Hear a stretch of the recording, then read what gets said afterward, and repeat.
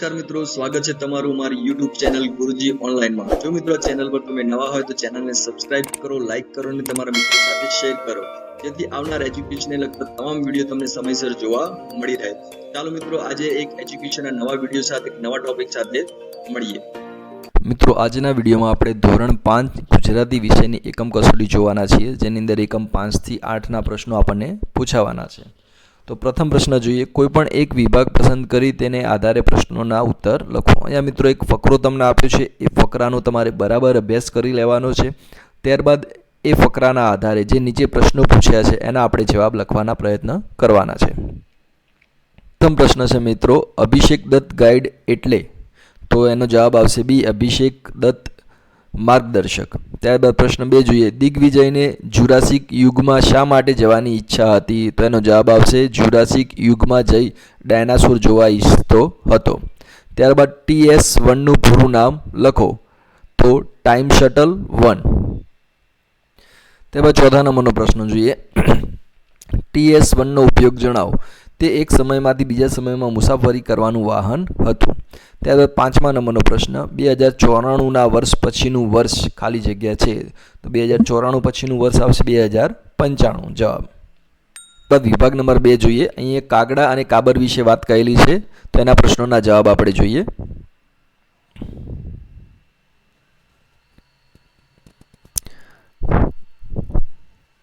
ચલો, પ્રથમ પ્રશ્ન, કાગડો અને કાબર કઈ રીતે અલગ પડે છે? તો કાબર ભલી અને ભોળી હતી, પણ કાગડો ખૂબ પાકો હતો। ત્યારબાદ બીજા નંબરનો પ્રશ્ન જોઈએ। કાગડો લુહાર પાસે કેમ ગયો હશે? તો કાગડો લુહાર પાસે તેની ચાંચ ઘડાવા ગયો હશે। ત્રીજો પ્રશ્ન, મહેનત કરવાથી શું પરિણામ મળે? તો મહેનત કરવાથી સફળતા, આત્મવિશ્વાસ, સંતોષ અને સમાજમાં આદર મળે છે। તમારા મતે કાબર મહેનતુ છે કે આળસુ તે લખો। તો આપણા મતે કાબર મહેનતુ છે। ત્યારબાદ પાંચમા નંબરનો પ્રશ્ન જોઈએ। આખું વર્ષ એટલે વર્ષના કેટલા મહિના? તો જવાબ આવશે આખું વર્ષ એટલે વર્ષના 12 મહિના। ત્યારબાદ વિભાગ નંબર 3 જોઈએ। એની અંદર પણ ફકરો છે મિત્રો, તમે વાંચી લેજો અને એ પ્રમાણે પ્રશ્નોના જવાબ તૈયાર કરજો। પ્રશ્ન 1, ધોળીબાઈના કુખે જન્મ લેનાર બાળકનું નામ શું છે? તો ધોળીબાઈના કુખે જન્મ લેનાર બાળકનું નામ ઝવેરચંદ નામ છે। ત્યારબાદ બીજો પ્રશ્ન જોઈએ। બાળ ઝવેરચંદ પહાડનું બાળક તરીકે શા માટે ઓળખાય છે? તો બાળ ઝવેરચંદ પહાડનું બાળક તરીકે ઓળખાય છે કારણ કે તેમનું બાળપણ ડુંગરાળ પ્રદેશમાં વીત્યું હતું। પ્રશ્ન નંબર 3 જોઈએ। ફકરામાંથી પર્વતનો સમાન અર્થ શોધો। તો અહીં ફકરાની અંદર પર્વતનો સમાનાર્થી શબ્દ પહાડો આપેલો છે, તો જવાબ આવશે પહાડો। બાળ ઝવેરચંદનું પ્રાથમિક શિક્ષણ સાથી જુદી જુદી જગ્યાએ થયું, તો તેનો જવાબ આવશે તેમના પિતા કાળીદાસ પોલીસ જમાદાર હતા। તે નોકરીને કારણે તેમની બદલીઓ જુદા જુદા પ્રદેશોમાં થતી રહેતી હતી, આથી બાળ ઝવેરચંદને પ્રાથમિક શિક્ષણ માટે જુદી જુદી જગ્યાએ જવું પડતું હતું। પાંચમા નંબરનો પ્રશ્ન જોઈએ। કુદરતની કઈ કઈ વસ્તુ બાળ ઝવેરચંદને પોતાની તરફ ખેંચતી હતી? તો કુદરતની વસ્તુ જેમ કે ઝરણું, ખેતર, પાદર, નદી, પર્વત, પહાડો, ગૌમુખી ગંગા અને વાંદરો ઝવેરચંદને પોતાની તરફ ખેંચતી હતી। પ્રશ્ન નંબર 2 જોઈએ મિત્રો। ઉદાહરણ મુજબ વાક્ય બનાવો। અહીંયા મિત્રો જે વાક્ય આપ્યા છે બરાબર, એની અંદર અમુક માત્રાઓ આપેલી નથી, તો એ આપણે પૂરી કરી અને અર્થપૂર્ણ વાક્ય બનાવવાનું છે। અહીં ઉદાહરણ આપ્યું છે એક, તો એનું જવાબ આવશે રામે સૂરપંખાનું નાક કાપી નાખ્યું હતું। બરાબર, તો અહીંયા આપણે જોઈએ છે ઘણી બધી માત્રાઓ આપેલી નથી, કાનો નથી, માત્ર નથી, રસો દીર્ઘવ નથી, તો એ આપણે અહીંયા મૂકી અને અર્થપૂર્ણ વાક્ય બનાવવાનું છે। તો ચાલો આપણે બીજા વાક્યો જોઈએ। તો ચલો, પહેલાનો જવાબ આવશે મિત્રો રામ બાળપણથી જ પરાક્રમી હતા। ત્યારબાદ બીજાનો જવાબ તાડકા નામની રાક્ષસી હતી। ત્યારબાદ ત્રીજો જોઈએ, રામ કોઈ દિવસ બપોરે ઊંઘતા ન હતા। ચોથું જોઈએ, ચકલીઓ સૂરજની સાથે સવારમાં કંઈ બોલે।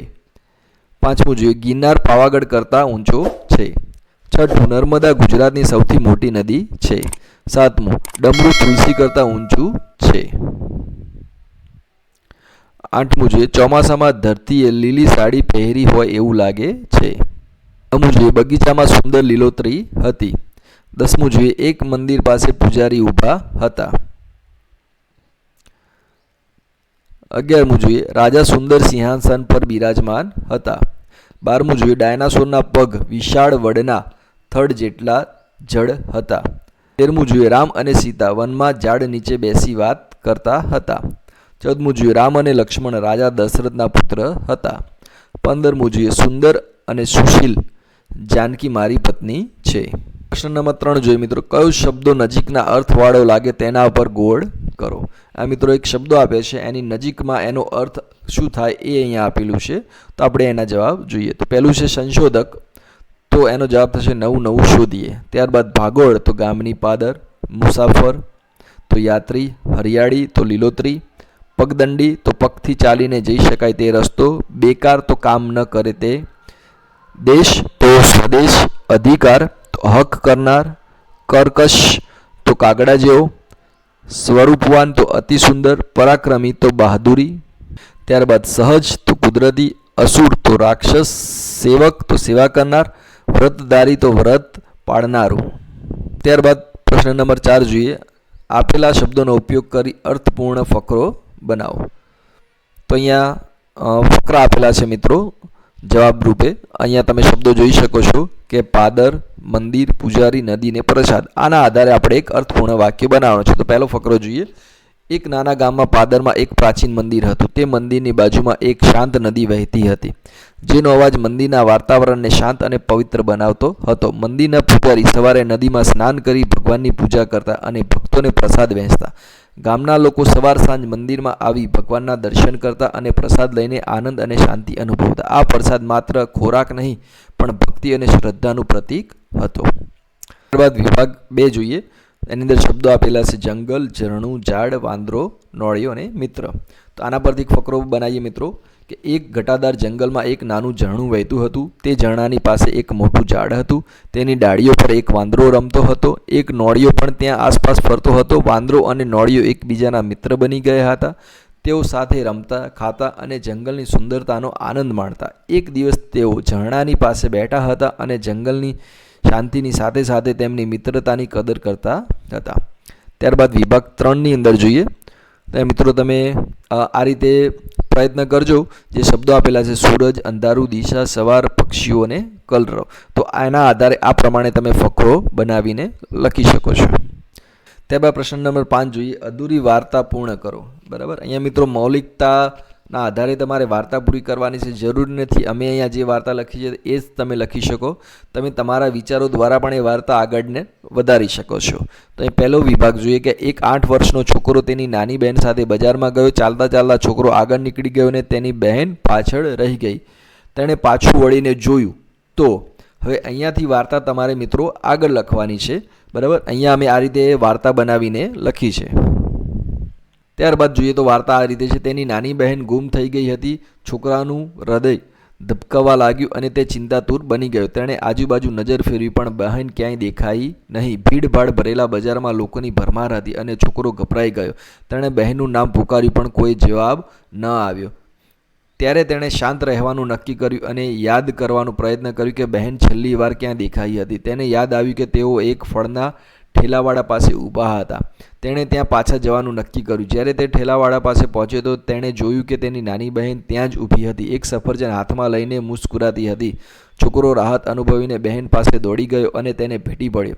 બહેને કહ્યું, ભાઈ, મેં તને ખોડતા જોયો પણ તું દૂર ચાલ્યો ગયો હતો. મેં થોભી જવાનું નક્કી કર્યું કેમ કે મને ખબર હતી કે તું મને શોધવા પાછો આવીશ. છોકરો હસી પડ્યો અને બહેનનો હાથ પકડીને કહ્યું, ચાલ હવે આપણે સાથે રહીશું, હું તને ફરીથી ગુમ થવા દઈશ નહીં. આમ બંને જણા એકબીજાની સાથે ઘર તરફ ચાલ્યા. આ બનાવથી તેઓનું બંધન વધુ મજબૂત બન્યો. તો મિત્રો આ રીતે વાર્તા આપણે બનાવી શકીએ છીએ. તમે તમારા મૌલિક વિચારો દ્વારા પણ આ વાર્તા હજુ પણ સારી રીતે લખી શકો છો. ત્યારબાદ વિભાગ 2 જોઈએ મિત્રો. તો વિભાગ 2ની વાર્તા પણ આ રીતે બનાવેલી છે કે એક જંગલ હતું. જંગલમાં ઘણા બધા પ્રાણીઓ રહેતા. બધા જ પ્રાણીઓ સંપીને રહેતા હતા, પરંતુ તેઓમાં હાથીને તેના બળનું અભિમાન હતું. તો અહીંયા મિત્રો આ વાર્તા આપી છે, તમે જોઈ શકો છો. આનો અભ્યાસ કરજો. વિડીયો ના હોય તો પોઝ કરીને વાર્તા પૂરી વાંચી લેજો. જો આખું બધી વાર્તાઓ કહેવા જશો તો વિડીયો ખૂબ લાંબો થઈ જશે, એટલે તમે આ રીતે વિડીયો પોઝ કરીને આખી વાર્તા વાંચીને એનો અભ્યાસ કરી લેજો.